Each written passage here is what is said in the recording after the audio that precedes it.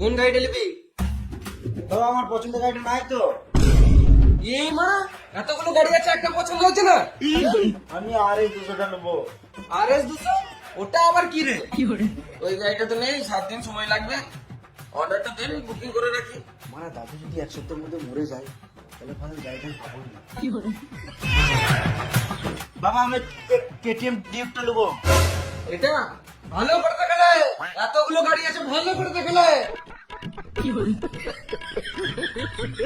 লোকজন দেখা দেখি নাইট মোড়ে সবার সামনে পেস্টিকটা বাড়া মেরে দিল। ম্যানেজার বাবু, ওই বোকা চোদাটাকে ভালো করে জিজ্ঞেস করো না। বাবু তুমি এই গাড়িটা নেবে? হ্যাঁ আমি এই গাড়িটাই নেবো। বেশ, কি কি করতে হবে তাড়াতাড়ি করে দাও, আমাকে যেন না আসতে হবে।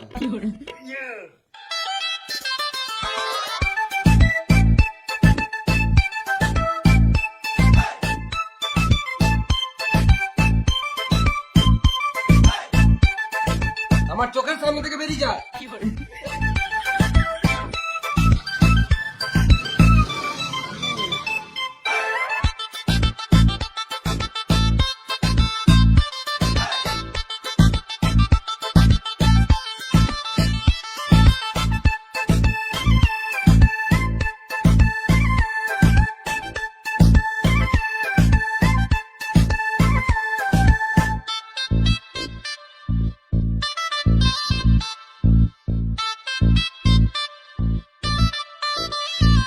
দাদু গাড়ি কিনলাম না না না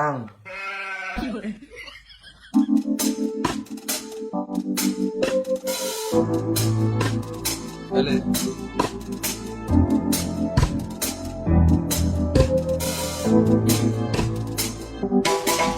বাবা তুমি যে কলেজ যাওয়ার জন্য যে 150 টাকা দিতে না, ওতে এখন আর হচ্ছে না।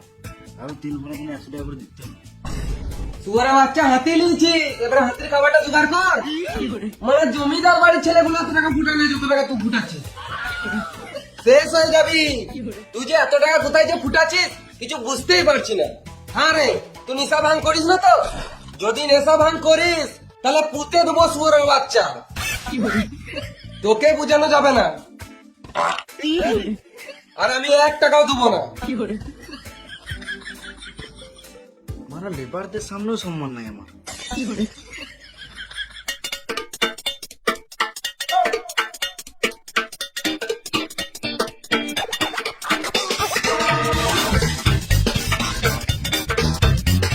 কোথায় চলি তোরা?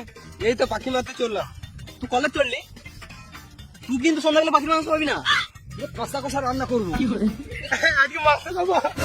এ বাল যাই কলেজ বালে আমি আমার পাখি মারতে হবে।